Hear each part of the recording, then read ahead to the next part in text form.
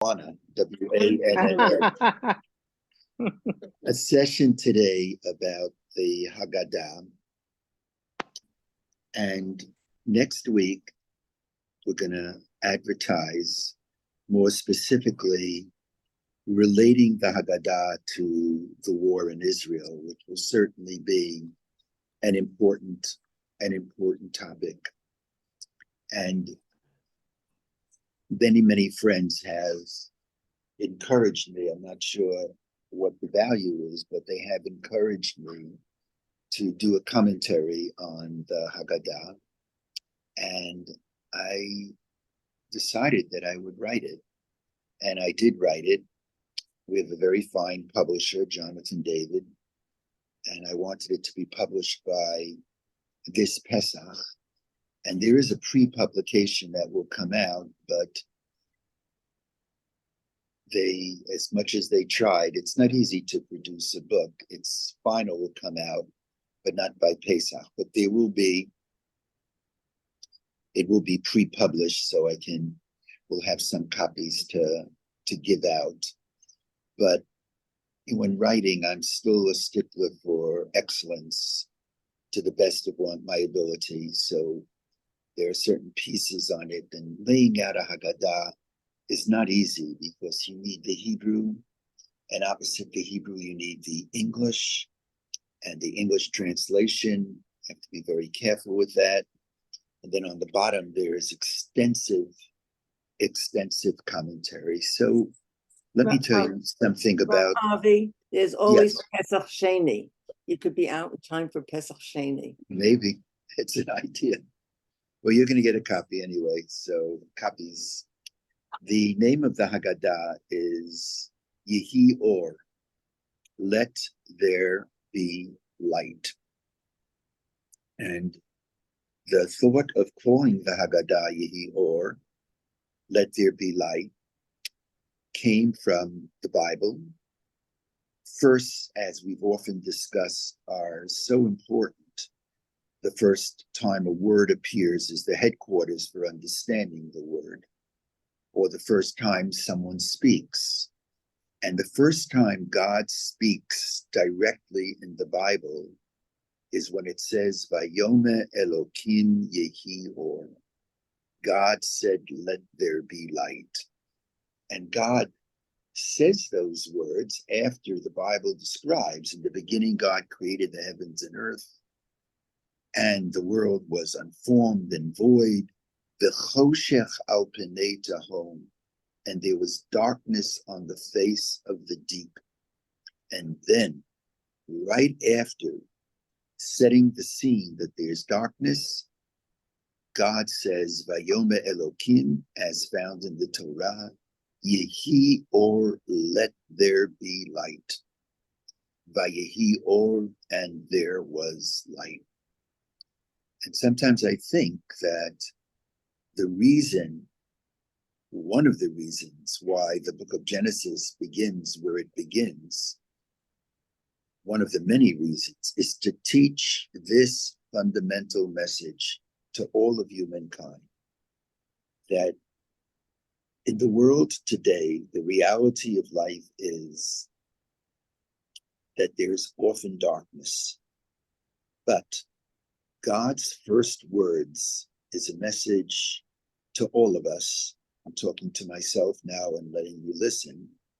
It's a message to all of us that whatever the darkness, whatever the challenge, Yehi Or, let there be light, and the light will push away the darkness. The words of the Hasidic Rebbe, it's sometimes attributed to the first Lubavitcher Rebbe, but I think it's everywhere. And the statement is Ktsat mehaor doche harbe min hachoshech. A little bit of light pushes away the darkness. Yesterday in the Wall Street Journal, which we receive, I don't read the New York Times, but I do read the Wall Street Journal, and I'm very pleased with their editorial page. And as you know, our daughter-in-law, Dove, our son's wife, Shandy, is the deputy bureau chief for the Wall Street Journal, covering the Middle East and North Africa. And she actually was offered to become the bureau chief, but I'm pleased that she understood that that would take her away from her 3 little children, our grandchildren, and also to be the chief, you've got to be living in Dubai, and that's something they understand they couldn't do. And but she's the deputy bureau chief, and she works very hard at her work. She's I say very objectively, she's a superb reporter. And I'm looking at the paper yesterday, front page, on top of the crease, right in the center. So this is not just the front page, on top of the crease. You know how they fold the paper in? Top of the crease, right in the center, not today, yesterday. There it is. Shandy Race is writing the story.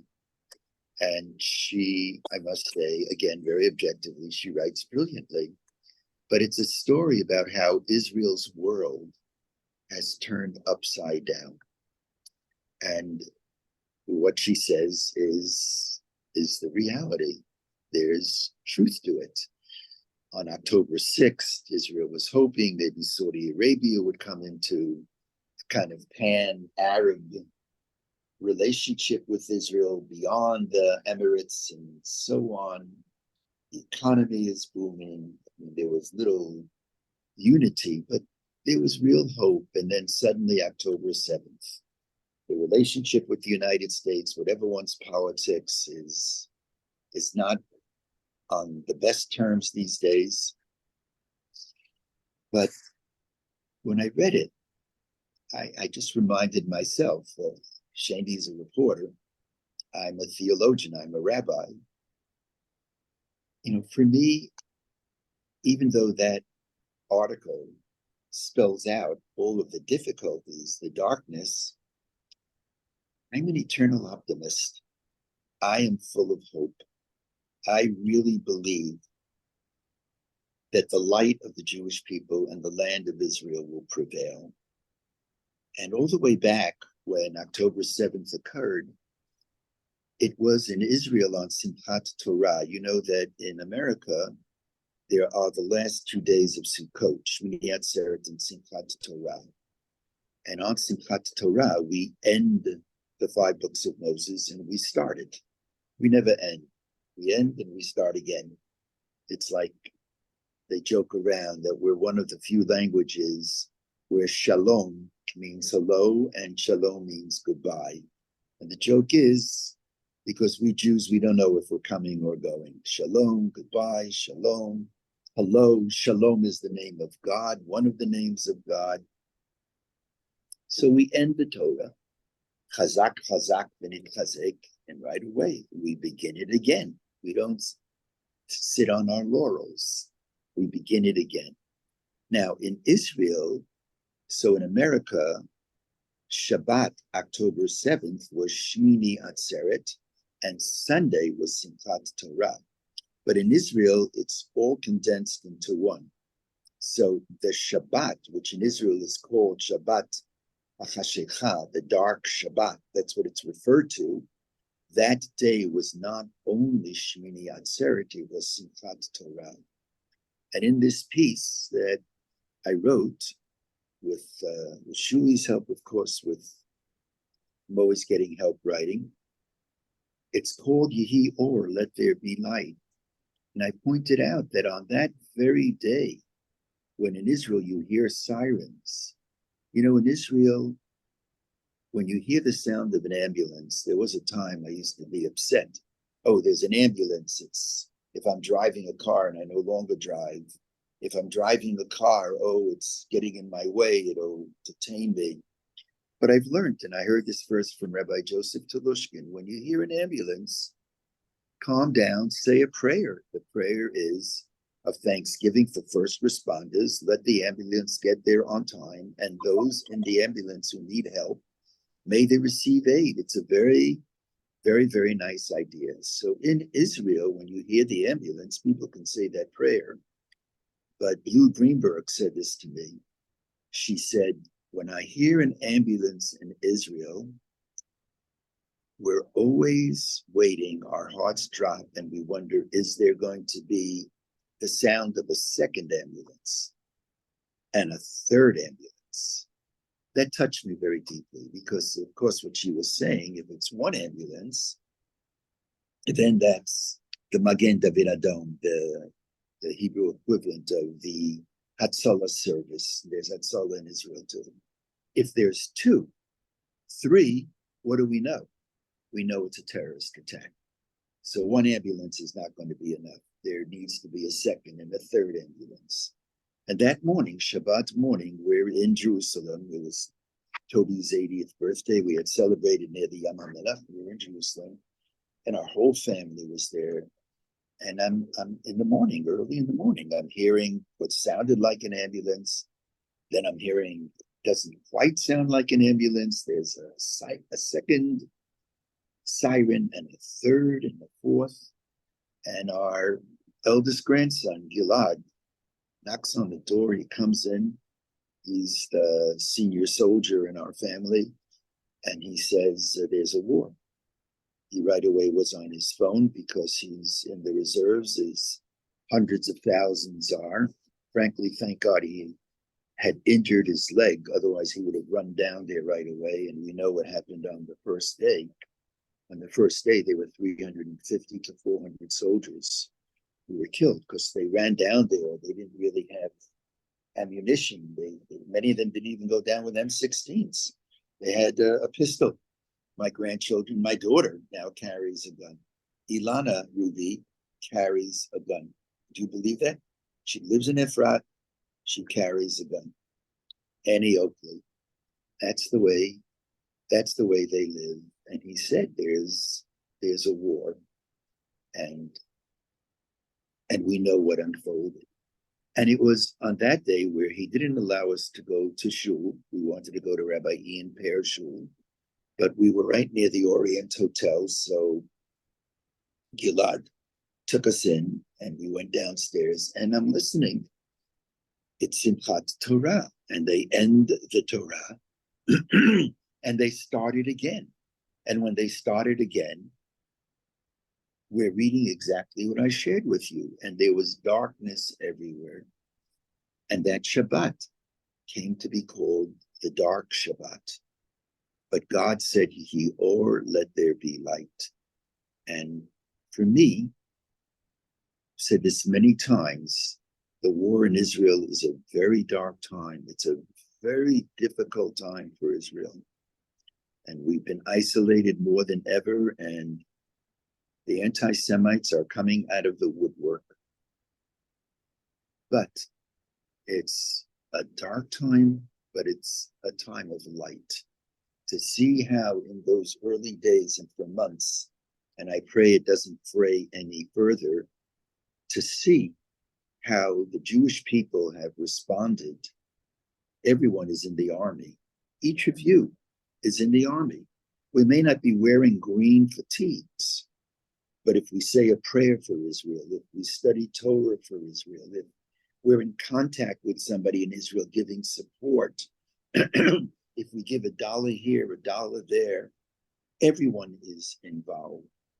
And that's what I'm seeing. And that's why this Haggadah is called Yehi Or, and it's in solidarity with the soldiers of Israel who are illuminating the darkness. It's dedicated to Tova and to her late husband Norman, and that message of light so applies to them. That's why it's called Yehi Or. That's the story of the Exodus. The story of the Exodus from Egypt, as the psalmist says, "Minametza karatika anani bamerchavka," from the distress, from the narrow straits, from the constriction, I called upon the Lord, and he answered me and gave me space to breathe. And we in our lives, all of us, we've had moments of feeling squeezed. We feel compressed. Sometimes we feel like the walls are converging. They're They're collapsing. They're collapsing upon us, everyone in their own way. And the word meitzar, distress, this is the most foundational message of Egypt, sounds like the term Mitzrayim. Mitzrayim means Egypt. If you listen to the word Mitzrayim, it comes from the word Sarah, Saras, min hametza, out of the distress.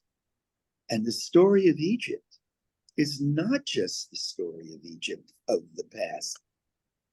I wish that Lori were here. She would give us many, many lectures about the Egyptian Empire on so many different levels. How I miss her, how I know we all really miss her so, so deeply. There was an Egypt of the ancient past, but throughout our history, there have been different kinds of Egypts. I'll share with you very personally. You know, I've been struggling with heart disease since I've been 42. It's almost 40 years ago. And what is heart disease? Heart disease is that, in my case, the vessels to the heart were collapsing. They were clogged. And you feel like, you can't breathe. You can't breathe. And if the blood is not getting to the heart, you can feel the pain. You can feel the pounding. And you feel the Egyptian experience, and you look up into the heavens and you say, oh God, answer me, B'merech Lavka. It's like a person facing an avalanche, facing challenges in life that are overwhelming. That's the message of Yehi Or, and that is the foundational message of the Haggadah, of the Exodus from Egypt. Friends, dear friends whom I care for, respect, and love, it's not only the story of Egypt. It's the story of the many Egypts that we have experienced as a people. And yes, more broadly, in today's world, it's the story of what's happening to the Tibetans in China, to Uyghurs, to what's happened over the years, the Russians invading Ukraine. I'm going to probably have lunch today with Father Kirill. He's the Ukrainian priest, and we've become very, very close. We've been at each other's places of worship and so on. So collectively, it's the Shoah, it's Soviet Jewry. But in the end, we've prevailed. In the end, we've been able to overcome. And it's true in our personal lives. I'm looking at all of you. Ein bayit asher ein shamet. Everyone built into life, built into light is darkness. Built into life will be the struggle. But the Haggadah is teaching, never give up hope. Stay optimistic. Yes, the moon can eclipse the sun. And for a while, it's dark out there and it's getting cold out there. No reason to be too pessimistic. Keep hope. Keep hoping. Keep hope alive, and things in the spirit of Yetziat Mitzrayim will work out. That's the first message that has to really be underscored. And what we try to concentrate in this humble Haggadah, Yehi Or, is on the structure of the Haggadah, which is very complex. This is a work that is, I must say, quite cerebral. I hope it's a soft, spiritual presentation that touches the heart, but it's also very, very cerebral, and it presents a certain theology. But the basic message of the Haggadah, the basic structure is the following. You've heard me say this. The meal, which everybody's waiting for, divides the Haggadah between the narrative before the meal and the narrative after the meal. Most people don't know that half of the Haggadah is said after the meal, because after the meal, all bets are off. Who has the strength to stay awake? And as a matter of fact, if you look at Haggadot, and there are so many Haggadot English commentaries, so many, from the first English commentary by Rabbi Kahn, whom I thank. He was the first one. Now there's a plethora of these commentaries. The great Rabbi David Silber, Tobes, Haggadah, and there are so many Haggadot. But the key to understanding the Haggadah, and I made up my mind that whereas most Haggadot you find heavy commentary before the meal and virtually nothing after the meal, I wanted to make sure that there would be as much commentary for what we say after the meal as before the meal. Wanted to make sure that that would be the case, because in many ways, what happens after the meal, the text could be not only as important, but more important than what we talk about before the meal, for the following reason. Before the meal, we tell the story of what occurred in the past when we were enslaved and freed from Egypt. After the meal, we look to the future, the hope that just as there was light in the past, so may there be light in the future. And that is why we begin that last half of the Seder after we say the grace after meal. We finish the meal. What is the first thing that we do? What's the first thing we do? We open the door. We open the door for Elijah. Now, why do we do that? We do that because the prophet says that in the time of redemption, it's the prophet Malachi, says that Elijah the prophet is going to be the harbinger who will announce the coming of the Messiah, the coming of redemption. However one understands that. And we opened the door. And you've heard me say this many times, that when Dove, our son, was a little boy, he used to ask, if Elijah is moving around the world so quickly, in an instant he's jumping mountains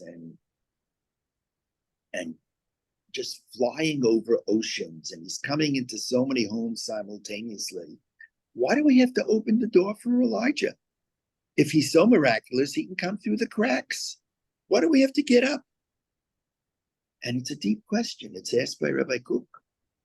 And the answer is that if we want redemption to come, we have to get up off our, you know what I would say, we have to get up off our hands and open the door. The rabbis say, who knows? Maybe redemption is knocking at the door. The problem is, we're not getting to the door fast enough. We're not doing our share. We're not opening the door. Now, I'd like God to do his share too, and I think it's okay to make demands. And it says, God, we're doing the best we can. How about giving us a little bit of help? We could use your help. But that's what it's about. That's why the last half of the Seder is a Seder of opening the door. It's a prayer for future redemption. That's the second thing I wanted to share with you. Again, the first is the very term Egypt is a very kind of endemic, expansive term relating not only to Egypt, but to everyone's Egypt. From darkness, let there be light. Secondly, the structure of the Haggadah. And within that structure, there's going to be substructures. For example, I don't want to bore you with this, but let's think about the first half of the Haggadah, which is the past event. Well, it's broken down. It's not clearly here, but I believe it's broken down into different sub-segments. For example, there is a storytelling part. We tell the story. Sometimes one of the best ways to teach is through a story. Then there is the learning part, where we actually take sentences from the Torah that talk about what occurred, and on each sentence, we offer commentary. Then there's a third section that would be called reenacting. After all, we mention the Exodus from Egypt every day in our prayers. So what's different about mentioning Egypt at the Seder? Well, at the Seder, the difference is we don't only talk about the past redemption, we try to reenact, which is a formula of ritual. We not only remember the bitterness of slavery, we consume bitter herbs. We not only remember the freedom, but we consume the matzah, which was consumed when we quickly left Egypt thousands of years ago because we didn't have time for the dough to ferment, for the dough to rise. And so we're reenacting. And then there's another subsection, and that is offering praise, thanking God for his benevolence. So in that past, there are subsections. And in the future, now we're at that part of the meal, which is after the Haggadah, after the meal, it's also divided. There's a piece which talks about national redemption. That is freedom for the Jewish people, peace in Israel. But we don't stop there. Freedom for the Jewish people and redemption for the Jewish people has to lead to the ultimate redemption of the world. A strong sense of who we are does not contradict our hope for peace for the larger world. It's a prerequisite to it. And so within the past and future of the Haggadah, there are these subsections. Again, Egypt, that term is an all-encompassing term. Secondly, the structure, past and future, and within each half, there are subsections. One more thing, and then I want to stop.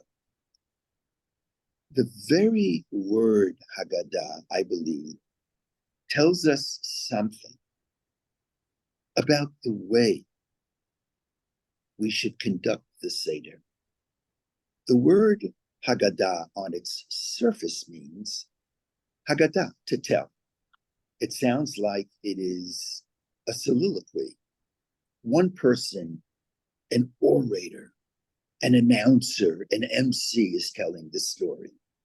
But when one looks as a student of Hebrew at the word Haggadah, it comes from the word gid. Gid means sinews, the sinews in the body. And the sinews is the part of the body that, amongst other pieces of the body, helps connect one part of the body with another part of the body. And so the Haggadah is not meant to be a one woman or a one man presentation, but rather a sikha. It's a dialogue. It's a discussion. Like the gidim, like the sinews, like the arteries, the veins that connect different parts of the body, the goal of telling the story is that whoever is around that Seder table come together and talk. And even more important than talking, what's even more important? Listening. Seeing the word wait in front of us. W-A-I-T. Why am I talking? And invariably around the Seder table, precisely because this is a story of what was, what is, and what will be, it's going to turn to what's unfolding in Israel today. And we could have children and grandchildren and parents and grandparents and uncles and aunts that may have very, very different opinions than we do. And whoever is presenting, I think one of the great challenges is, even if there's some disagreement, it be disagreement with love. We're one people listening to each other. It's a test of the Seder is how people listen to each other, not when they necessarily agree, but when they when they disagree. That too is really built into what the Haggadah is all about, listening to everyone. Every person has their strengths, every person has their weaknesses. Let me just add, just tangentially, but very importantly, because I'm talking about sitting around the Seder table with others, there are many people who sit at a Seder table themselves. They're alone. They're lonely. And that was the concept of the free Seder, which we started many years ago. It goes back to the beginning of my rabbinate. No one should be alone. Everybody is welcome. It was the highlight of my rabbinate, were those Siddharim.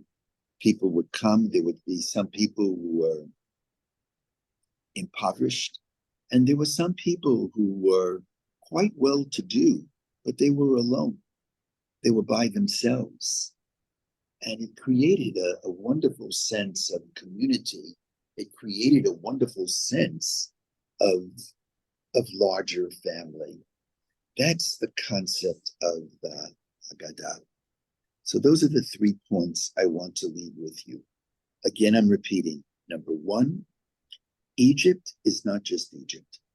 Mitzrayim, tsaros. Who doesn't have tsaros? But as we remember the darkness, let there be light. Never lose hope. The eclipse and the blocking of the sun, in the end, the sun is going to rise again. What did Yasler overwrite in his fictitious last will and testament?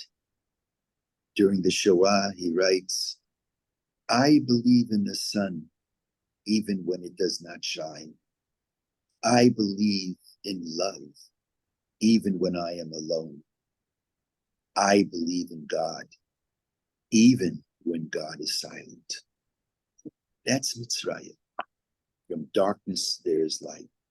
Secondly, structure, past and future. In the past, subsections, story, learning, serious learning, reenacting, offering thanksgiving. In the future, the story not only of the hope of national redemption, we're seeing it before our eyes. The establishment of the state of Israel. When Israel started in 1948, there were 600,000 Jews there. After 6 million had died, 600,000 was less than 5% of our population. Today, there's almost 10 million people living in Israel. Half of the Jewish population in the world, well over 7.5 million Jews, are living in Israel. That's a miracle. 75 years. 75 years ago, we could have put all the people who spoke Hebrew into this apartment building where we're living, and that would be it. Today, you should hear our grandkids talk Hebrew. When I talk Hebrew to them, they make fun of me. My American accent, you don't speak properly. These are little kids. That's how they talk. That's how they talk. What did Bialik say? Bialik famously said, you know that Israel is on its way when the prostitutes, I'm sorry, but this is what he said, they're all making deals in Hebrew. I take that back. That's not a nice thing to say. Although, by the way, Bialik, little tangential, just anecdotally, he was known as a joker. So, you know, the Talmud says you're not supposed to eat matzah on the day of the Seder, because you should go into the Seder looking forward to eating matzah. At our home, we don't actually eat matzah from Purim. For 30 days, we don't eat it. So you kind of build up an appetite to eat matzah at the Seder.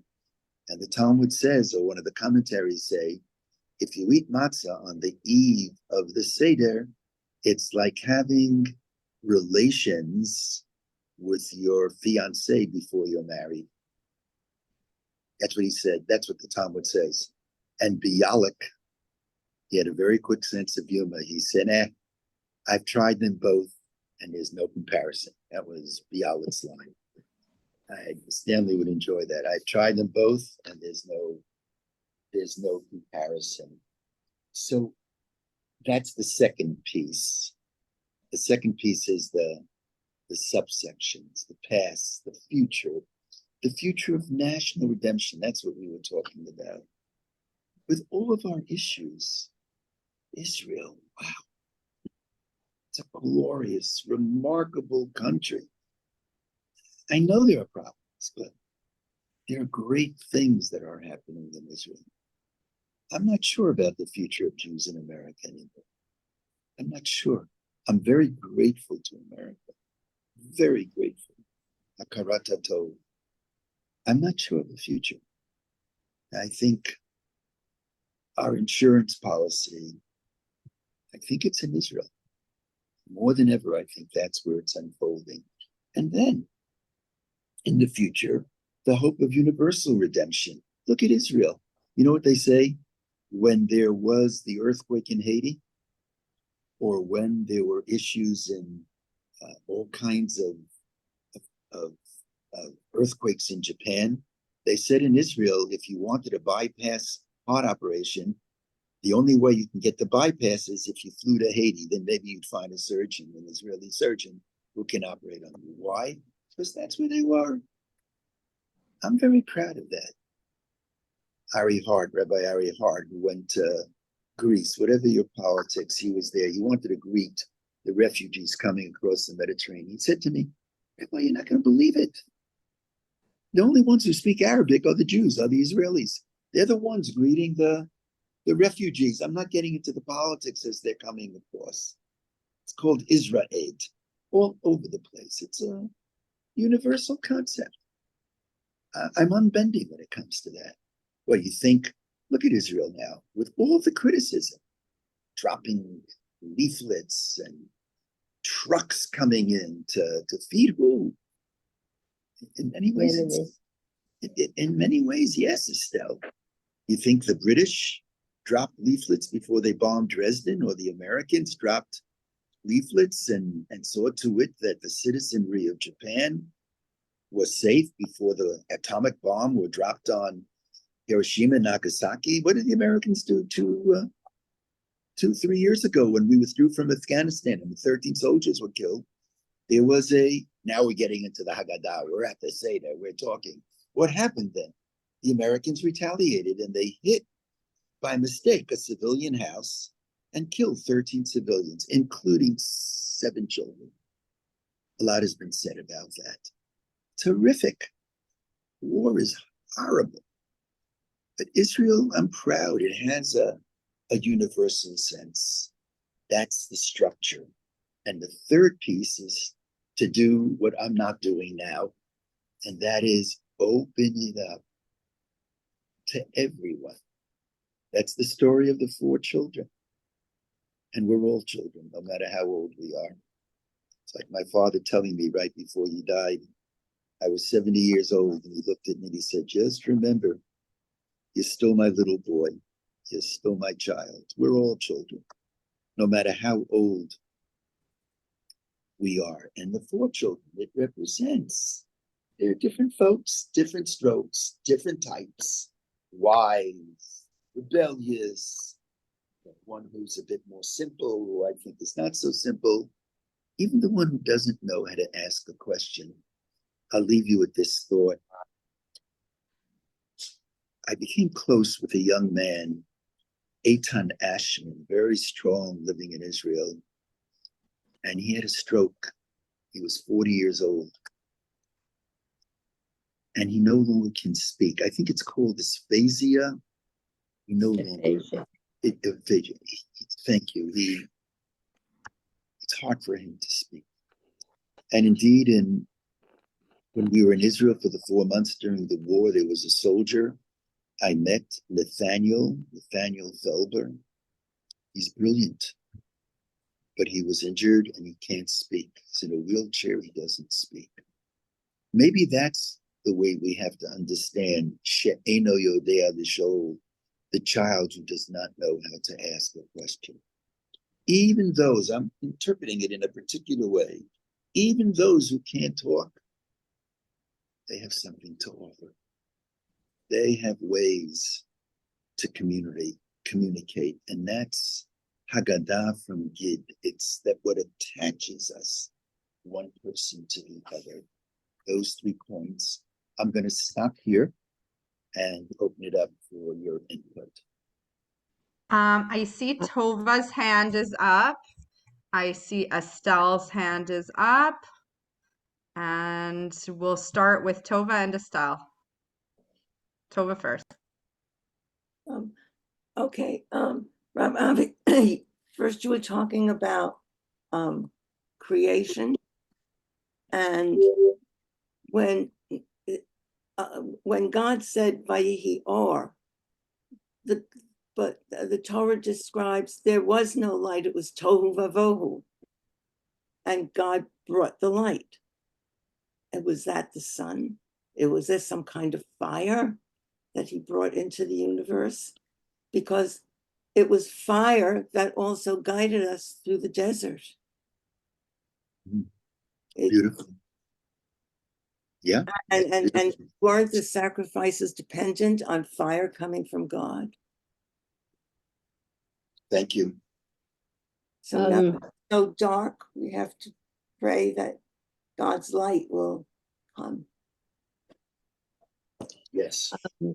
I'd like to share something, a personal thing, which I don't usually do, but the first time, I mean, we went through Passovers and stuff like that, but when I met my husband for the first time, when we had a Seder, when he came into my life, and for the first time, I began to really understand the history of the Jews, and through the Seder, we would go through each part and see what happened, what outside influenced the people living at the time while we had the Seder, like during the Romans and during other evidences that happened. And it always ended up with such heavy discussions.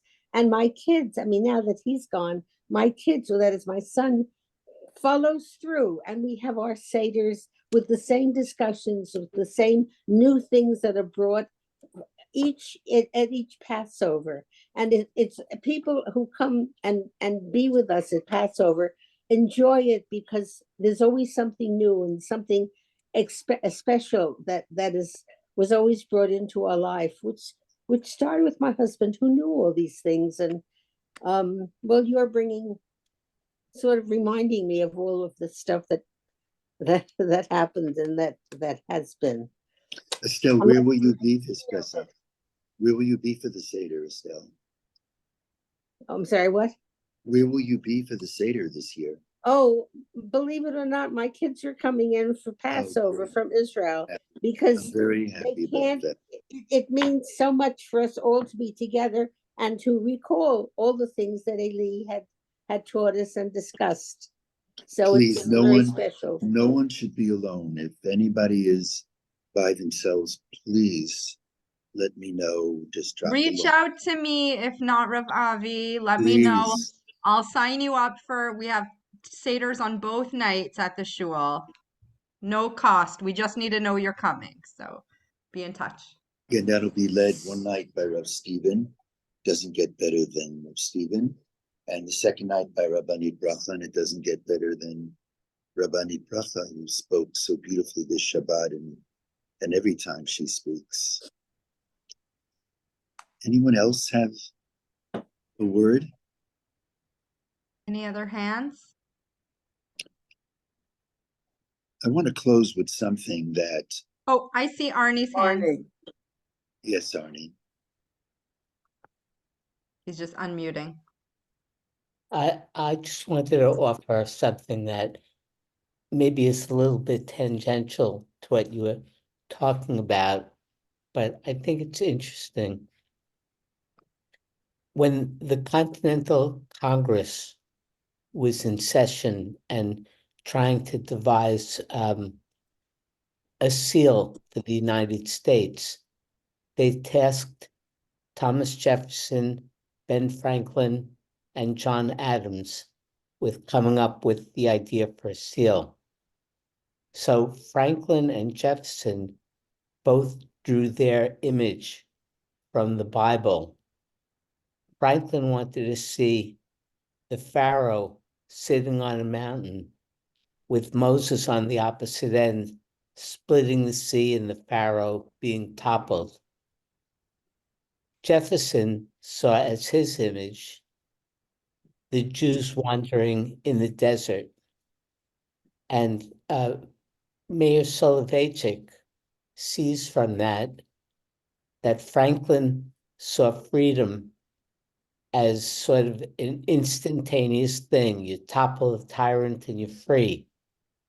Whereas Jefferson saw freedom as something that has to be won every day. That the Jews going through the desert were free, but they were still fighting battles to maintain their freedom. So in the end, of course, neither seal was approved, and they got the eagle with the arrows and the olive leaves in its hand.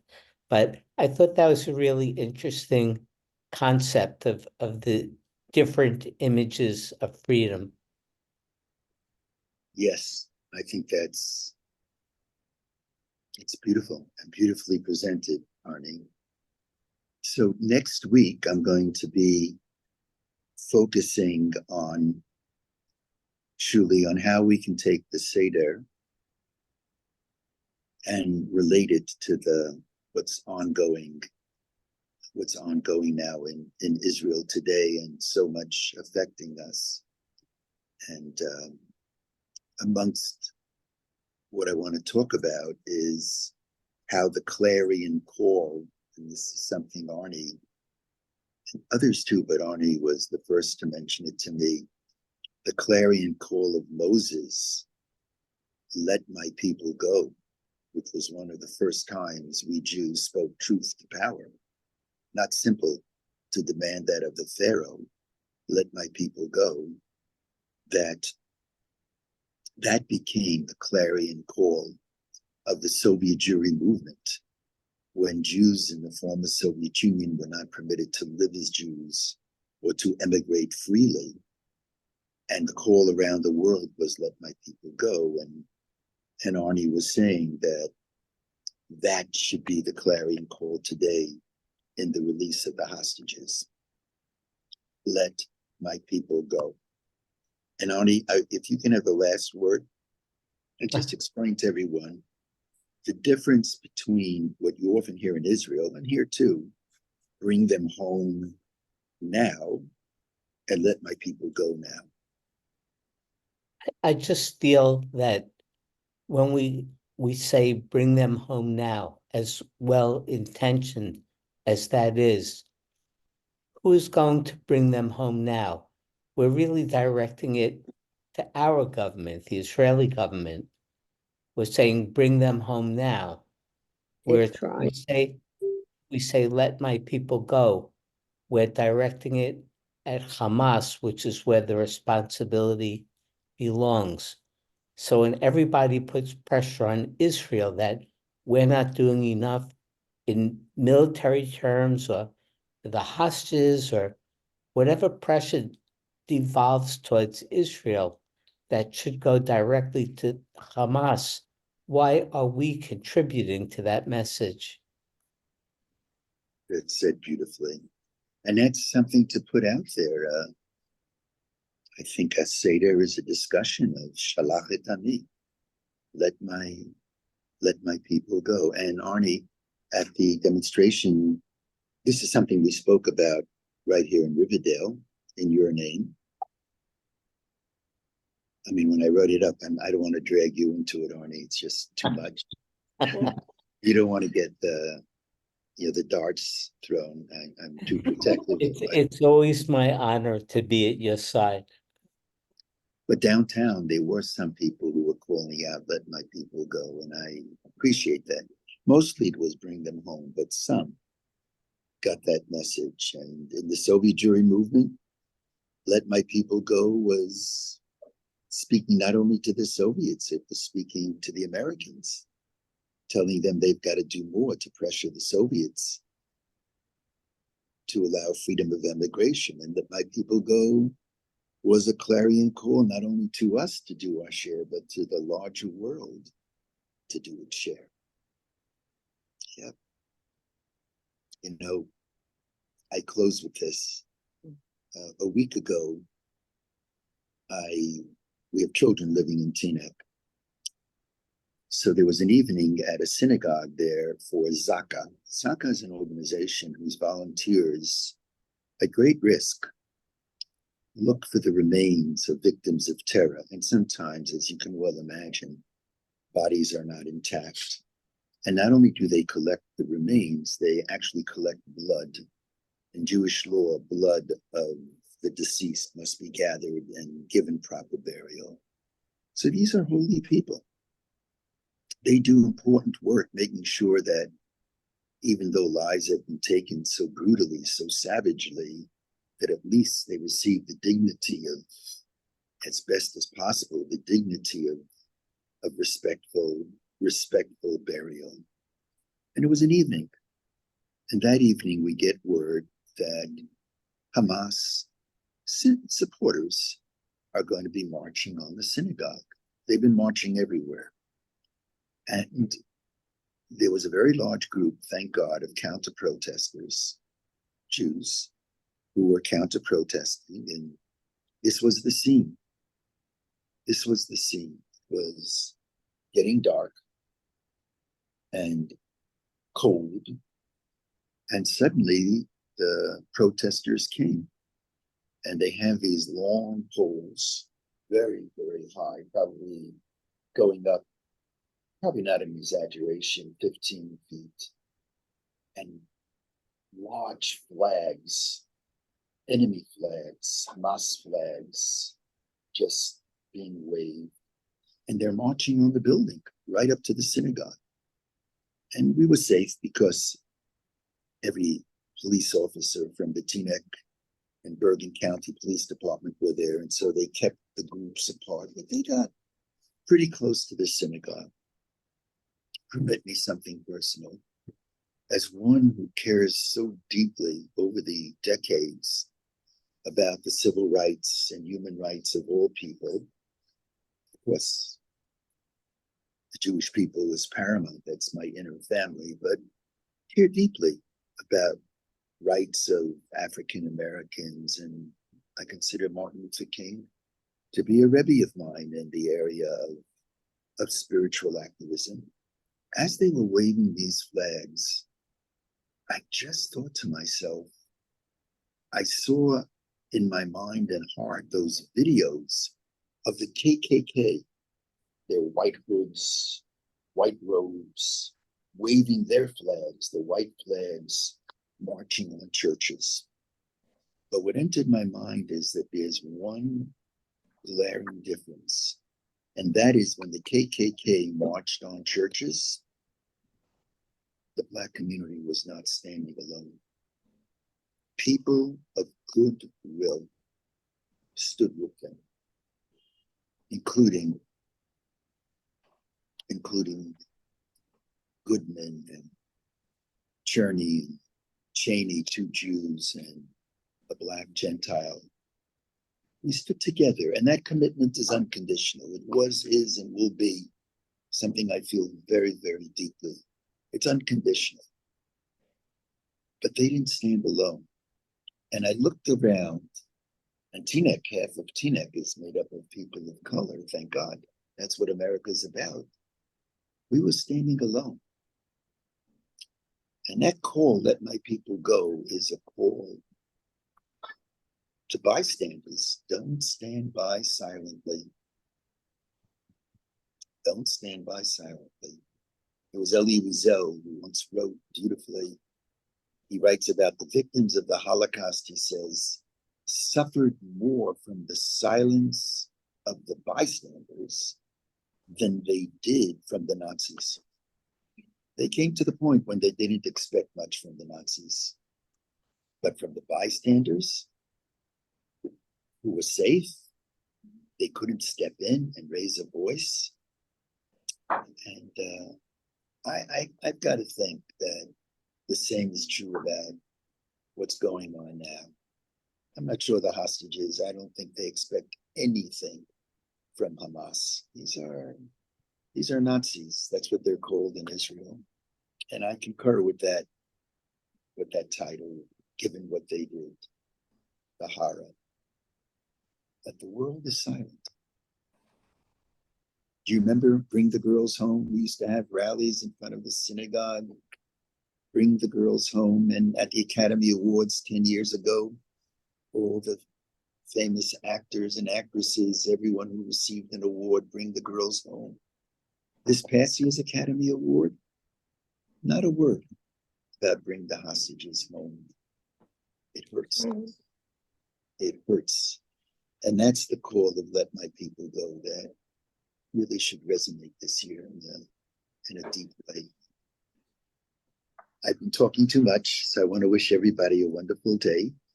And next week, tell your friends, because we're going to try to see whether we can contemporize the Seder as best as we can. There's an outside chance that our grandson Gavi is enlisting next Wednesday in the Army. And I so much want to be there. So if I have the strength to fly in for a day or two, that's something I'd like to do, but it's a different era for me. Can't just jump on a plane. So, but it's something I'm very proud of him. He goes to a school, to a machina. It's a pre-military school, Torah school, prepares you for the army. And I asked him whether there's any students who lost their lives in this war, and he said no. But I could see his voice was wavering. I said, Gavi, how about alumni? And you know what he told me? He said 15 alumni from that school lost their lives. And I said, Gavi, you know, I wanted your older brothers to be fighters, but I wish you wouldn't be a fighter. You can do other things in the army. Well, what do you have to be a fighter for? And, you know, he humbled me by saying, Sabi, it's our country. I want to live, have a productive life, but this is my responsibility. And that's what he feels, and his friends and hundreds of thousands of people feel the same way. So he and the whole IDF should be blessed. God bless you all. Love you. Not afraid of the L word. Don't be afraid of it. The L word is not just a romantic word. It's a word that describes a deep, loving connection. So love all of you. Have a great day. And we all love you. Thank you. Thank you. Take care, everyone.